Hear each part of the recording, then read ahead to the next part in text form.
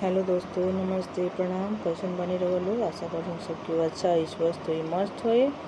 तो चली रहो सबने कि हम एगो बेटी बा के सुनाओ जाता नहीं, जौन बहुत ही सुंदर बा, बहुत ही अच्छा बा। तो चलिए सुनी सबे और अपन प्यार दुलार आशीर्वाद देहल मत भुलाएं लोग, और कमेंट बॉक्स में जरूर बताएं उनकी गाना रोल उनके कैसा लगा।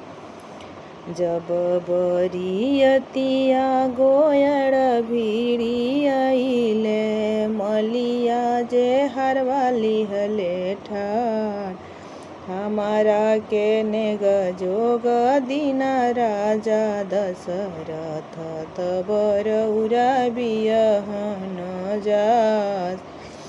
जब बरियतिया गोयर भिड़ियाइले, मलिया जे हरवाली हले ठार, हमारा के नेग जोग दीना राजा दशरथ, तबर उरा बियहन जास।